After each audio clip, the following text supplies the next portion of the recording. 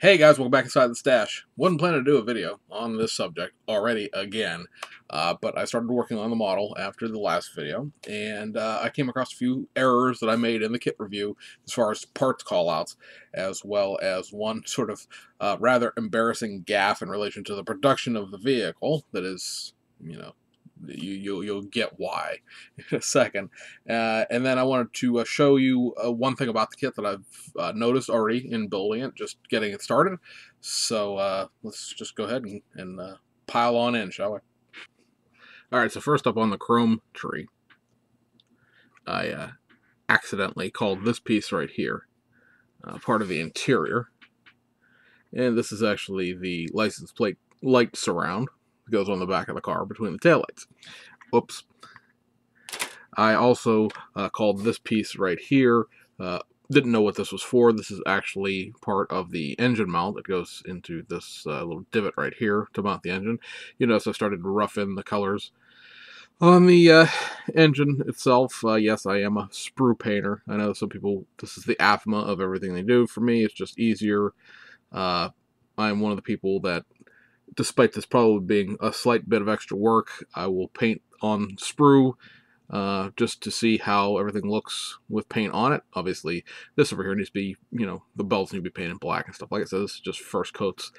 It also lets me see whether or not I'm missing anything as far as cleanup goes on ejector pins and stuff like that. Now I'll cut stuff like the exhaust and whatnot off the parts tree because it's round, and I know it already has a situation where, there's going to be a mold line on a round piece no matter how they mold it. So there's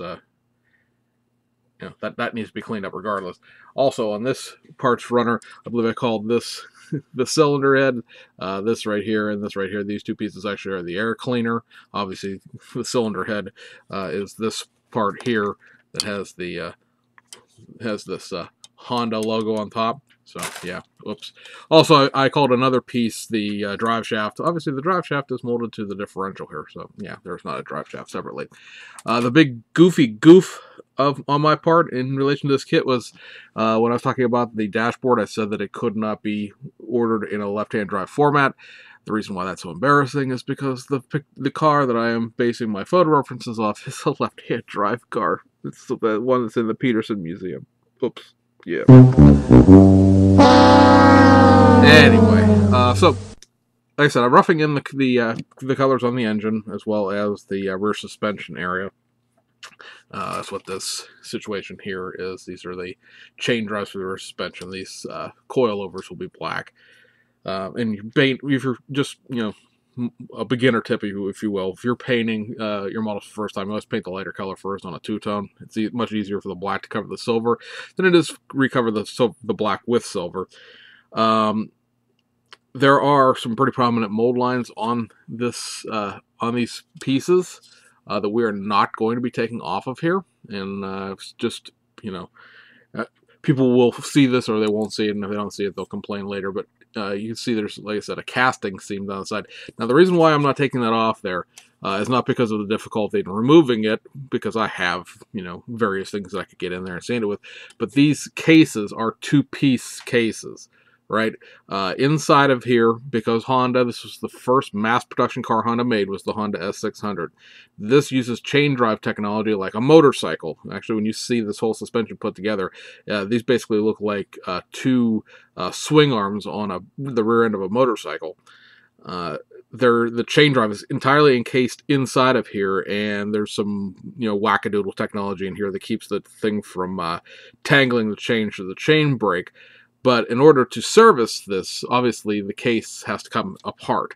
So that casting line in there exists on the real pieces because, obviously, like I said, these things need to split in twain so that you could get inside of here. So this is one of these cases where sanding off of that mold line around the outside edge of this would be inaccurate for the piece. It's also something I see a lot of people do with steering wheels. Go look at the steering wheel in your car. Now, really prominent mold line wouldn't exist, but most steering wheels are cast, unless they're a piece of wood or something like that. Modern steering wheels, let's put it that way, are cast pieces of foam or plastic covered foam, and pretty much I can guarantee you your steering wheel has a seam going around the inside and outside edges of it. This one happens to be wood, so it won't have a seam, but just something to keep in mind since I was discussing that piece of trivia, so to speak. So the thing I wanted to really bring to everyone's attention is I started working on building up the frame on this. Now, if we get the instructions back out for half a second here, you'll notice, if I can get this underneath the camera in a form and fashion where you guys can see it. Here, oops, that's not gonna work. Gotta do it this. Somewhere right now, my wife is screaming because she hates the whole crinkle paper noise. But you see, as you're building this, it says to basically paint the frame semi-gloss black, and then you paint these frame extensions and this, which is what I call the drive shaft, this frame connector back here, flat black or semi-gloss black as well. And as you put the engine, the tranny, and the differential in, you build this frame extension off the back here. Well, I want to paint this whole thing as a unit. It's silly because obviously in looking at this differential attaches to this area right here of the frame, but it doesn't actually go through here. This goes up and over top of the differential. So the differential can be added afterwards, so I can build this frame area itself as a unit and then just paint the whole thing as a unit rather than trying to glue together painted pieces. Just specifically, the reason because of doing that is your bond with, a model glue is going to be much stronger when you glue bare plastic to bare plastic, because we covered this in that one beginner video that I did a couple weeks ago, where we talk about, glues for plastic. When you're gluing with model glue, with be it this stuff or this stuff or any glue you're using other than like super glue, because super glue has a different kind of chemical reaction. When you're gluing with actual model glue, you're creating a chemical reaction here that literally melts these two pieces of plastic together and bonds them together. That's the whole reason why they tell you to scrape plating off of parts and paint off parts, is because you want to glue, the two parts together. And if you use acrylic paints, the glue will burn through the acrylic paint because it's hotter than the paint is. But that being, neither here nor there. In this case, building this as a unit will make the frame stronger to handle while you build all the rest of the stuff that goes into the frame, as well as, in this case, it's just much easier to paint this all as one part rather than painting it into 3 pieces, or 4 pieces technically, and gluing it all together in the end.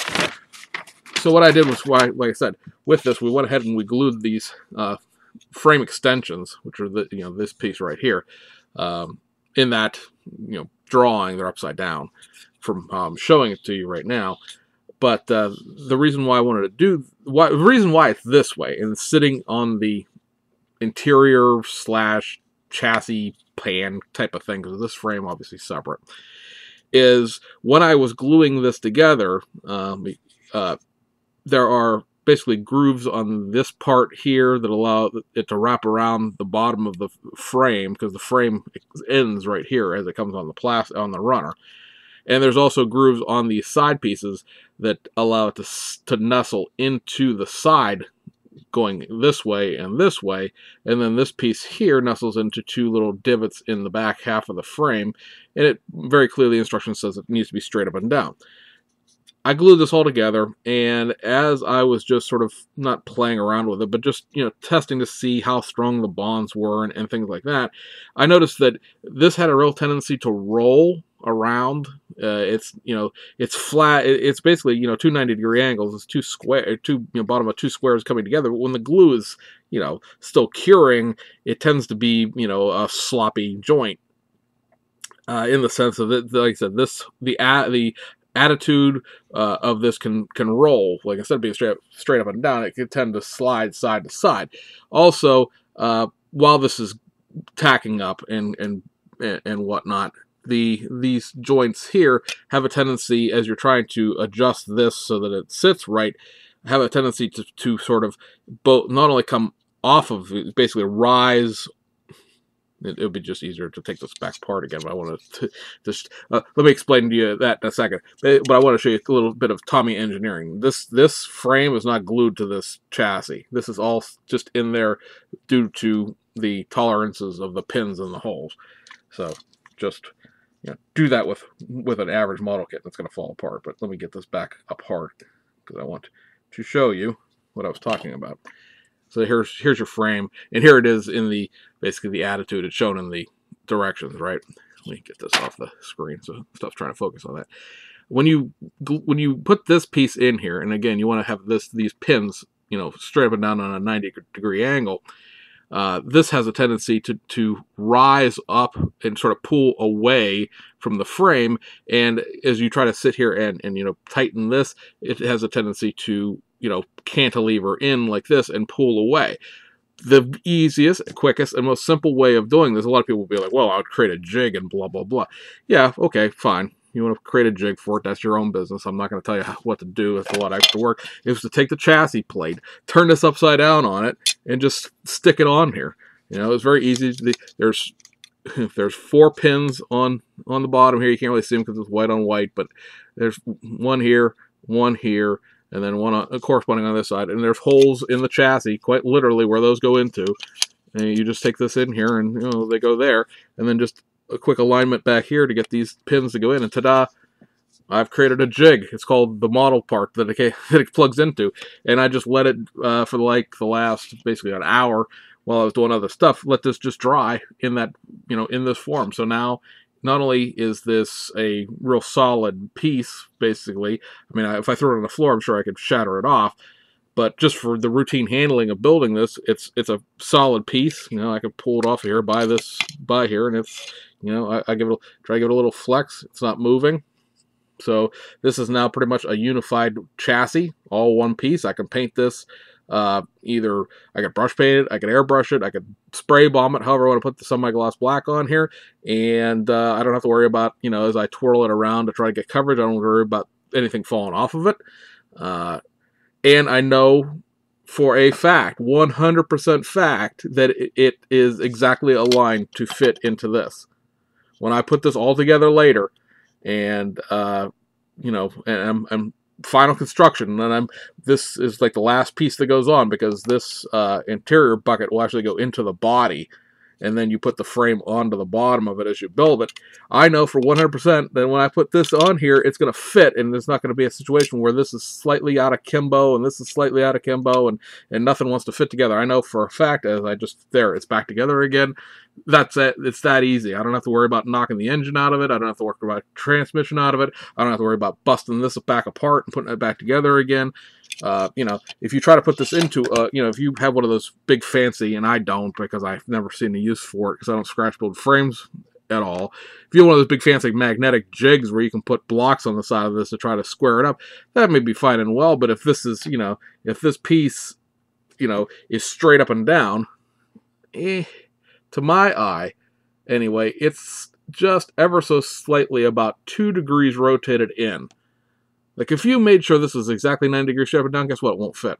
So, you'd be sitting here bending it at the end. And like I said, I could just take this, literally, you just saw it. I threw the frame into the chassis, and it just poof, fits together. So that's something to think about when you're building this kit. If you decide to build this kit, if you build the frame extensions, glue the frame extensions all together, and then do not glue the actual frame onto the chassis. Just set it into place. Make sure all the holes line up, and just let it dry and do its thing. And now you know for like I said, for a fact that your frame is square to the model, because square to the model is a little more important than square to reality in this case.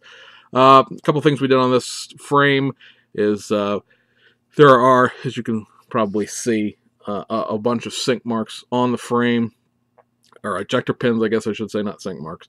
But there are a whole bunch of ejector pins on here. The only ones we took care of were these ones up front, basically because this notch right here, if I can get the focus. I always love it when cameras just we're not gonna play, even though there's nothing on nothing on the frame other than this. We're not going to focus. Let me move this out of the way. There we go. Now it'll focus. There's one too many white things. But there's this little divot and this little notch right here. This is where the radiator mounts to, and then the battery comes off of the side of the radiator. So we took off these 2 sink marks on the front, mainly because I was concerned that you would be able to see them. All the rest of these ones that are sort of in the frame rail itself, and there's one like right here, that's going to be completely and totally obliterated by the fact that it plugs, you know, upside down into the chassis plate or the interior pan, however you want to look, whatever you want to call that piece, because it's really both the chassis and the interior. Also on this, there were about a half a dozen or maybe 7 ejector pins on the inside of each one of these extensions. So we went ahead and got rid of those too, because while these up here in the upper arch area are not going to be seen because they hug into the inner wheel well area here, the ones along the actual frame rail are seen. So just something to consider when you're taking off ejector pins. I know some people would go and they would take off every single ejector pin on this, and to me that's extra work because you're never going to see them again. The ones you are going to see, you know, take them off, because that just, you know, I've discussed my philosophy on this before. I don't build for competition, but if I build it and I think it would do well in competitions, I'll put it in. You know, so I sort of always build towards the idea that perhaps if the model was done well enough, I would consider putting it into competition, but I don't build for competition specifically, because to me that's more stress than I want in my hobby. It's one of those things where, oh, this came out really nice, I'm going to show other people this in a competition setting. Or if it doesn't come out so nice, it's like, well, you know what, it's a shelf model, and you know, I'm cool with it. I'm glad to have it done. That's sort of my philosophy on there. I don't build specifically for, but if it happens to be, so be it. So anyway, guys, like I said, I just want to cover the whole back end of the frame square issue on this, and show you how to take care of that, because I said this is a very weeble wobble thing when it's tacking up and gluing together. So anyway, guys, I gotta go edit up the stash report and put that up. So we'll see you guys on the other side.